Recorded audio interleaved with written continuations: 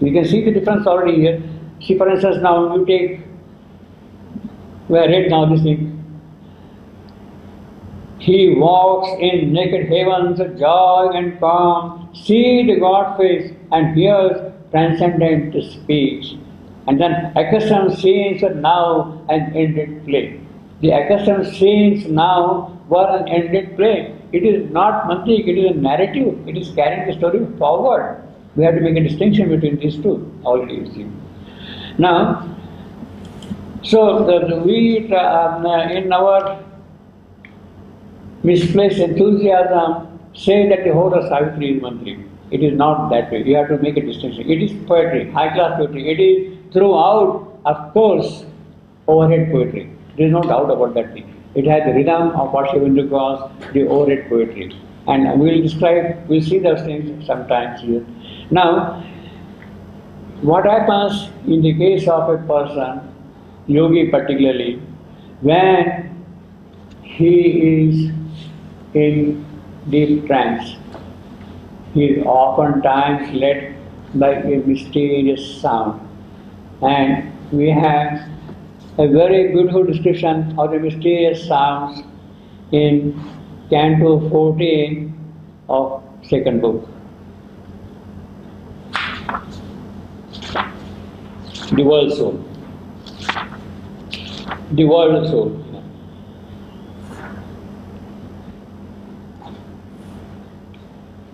Let us see 75.7.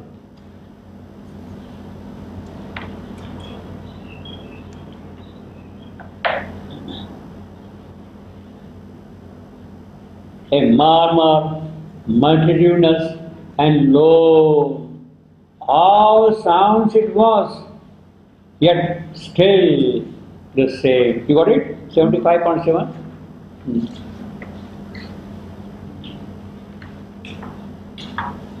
And then there is a whole description of various sounds, the cricket sound, the sound of the caravan, the sound of the sea waves, the anthem, the whole long description is there, going to about bee crew,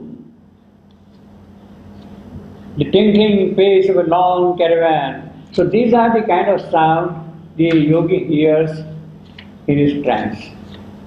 He is conducted to the birthplace of the rhythmic sound itself, the yogi.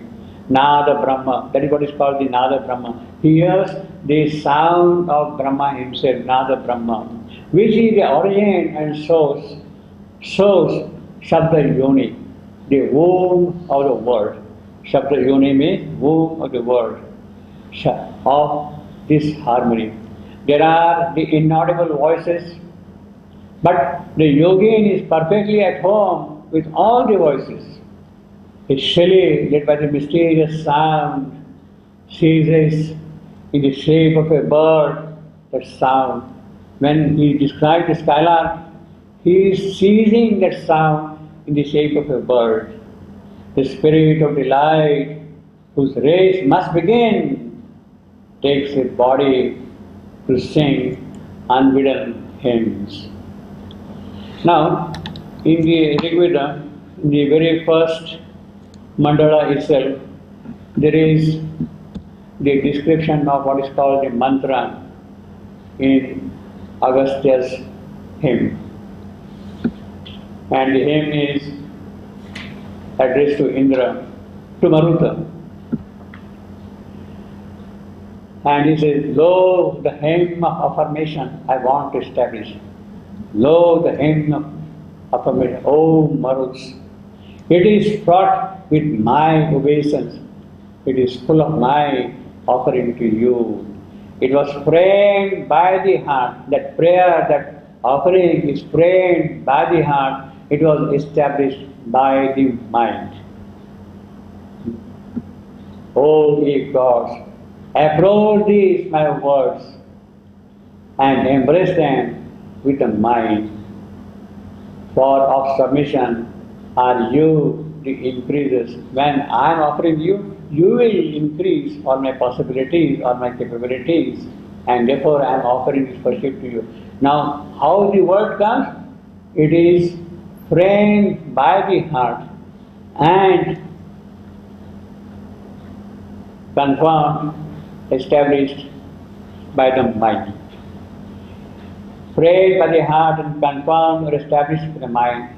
Rida Tasthana Manasa Dhyayi. Rida Tasthana. Rida means the heart. Tasthana established. And Manasa, mind. Dhyayi, formed up. The earliest recorded theory of the creative world. That is the theory of mantra. Mantra is that word which is received by the heart and confirmed by the mind. It comes directly to the heart and then confirmed by the mind. In the system of the mystics, the word is power. Now actually, in the Vedic meters, there are a number of meters. Anushtuva, Trishtuva, Jagati, Gayatri. These are the meters of the Vedic poetry. Basically, these are the most common meters of the Vedic poetry. Anushtuva, Trishtuva, Jagati and Gayatri. And these meters carry in them the moments of the truth. These meters themselves. Actually, their origin is in the transcendence of these meters. And they swing with the rhythms of the truth itself. What is called in Sanskrit rhythm. They are established on the dynamical aspects of truth, rhythm. And it is that truth which expresses itself in terms of metrical language like Anushtuva, Trishtuva, Jagati or Gayatri. The mantra is not in its essential part a creation of the intellect. It is actually there and it is that we have to receive rather. It must have come as an inspiration from the supramental plane. That is what these meters are. Anushtuva, Trishtuva, Jagati, Gayatri. They are the movements in the supramental plane. The mantra is a word of power and light that comes from the overmind. This is what Shabno writes in one of his letters. It is the word which comes from the overmind. Its characteristics are a language that conveys more than the mere surface sense of the words. It is something more than the common meaning of the words. A rhythm that means even more than the language. In fact, that is the entire crux of the matter. Is born out of the infinite and disappears into infinite. It comes from infinite like a wave and disappears into the infinite. It has the power to convey not merely the mental, the vital, the physical contents or values of things, but its significance and figure in some fundamental and original consciousness. The body of the mantric sound becomes a chariot, Chandra Ratha. That is the description we have in Vamadeva's hymn in the Rig Veda. He calls it Chandra Ratha, happy chariot. Mantra is a happy chariot. Chandra stands for happiness, felicitous. And it is that happy chariot in which he is moving from plane to plane up there. The body of the mantric sound becomes a chariot for accomplishment in the triple glory of truth, conscient awareness or delight. Triple glory of Satchidananda. It is that Satchidananda glory in it that the mantra achieves, establishes all its powers and qualities. The receiver of the word, the listener of the transcendent speech, this is what we got transcendent speech here. Paravani. Here he calls transcendent speech. Transcendent speech is Paravani. 98.57 we got Paravani you see. That is the transcendent speech. Awakes to its reality. A transmutation gets effected. The power in the mantra is it brings about a total change in one. Knowledge and power become the instruments in the working of the spirit. Mantra is the highest intensest revealing form of poetic thought and expression. It envisions inmost truth of God and self and man and nature and cosmos and life and thing and thought and experience and deed. So it has a complete sweep of all the experiences and realizations in it. It is a thinking that comes on the wings of great soul rhythm. Chandas, that is what chanda means. Movement, rhythm, the seeing not separated from the hearing. See, this is the important thing. What you see, that also hear. The faculty of sight and sound become one in mantra. When mantra is uttered, you hear the sound, but you also see the picture behind it. So that is the power the mantra has. Mantra is the voice of the inmost truth, couch the highest power of the very rhythm and speech of that truth. The mantra is a supreme rhythmic language which seizes hold upon all that is finite and brings into each the light and voice of the infinite. It is Vak. In fact, that is another word. And there is a hymn addressed to Vak in the Rigveda. It is the superconscious nature force, Shakti, Vak, the goddess of creative speech. Tantric psychists belonging to the school of Tantra, the practitioners of Tantra, suppose that power acts in us through different subtle nervous centers of our body. In our subtle body, Sukshma Deha, there are different centers, and it is that speech which acts through those subtle centers all along here. Thus the word has a graduation of its expressive power of truth and word. The Tantric classification describes 4 grades of speech. Paschanti is one. Paschanti, the seeing the word, as a description of the degree of that power. So basically, Paschanti Vak is what is seen, and that is why the poet is also called the seer poet, who sees the thing. In fact, according to the Tantric theory, there are 4 types of speech. The common speech which we hear, which we employ in all our communication, is called Vaikhari. Vaikhari.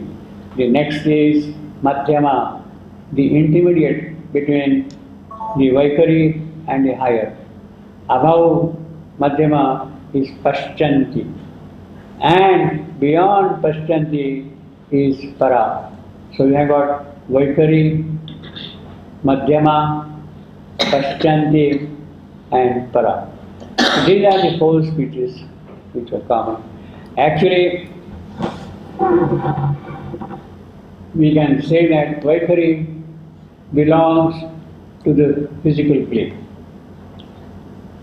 Madhyama, which is an intermediary between Vaikhari and Paschanti, belongs to the vital plane.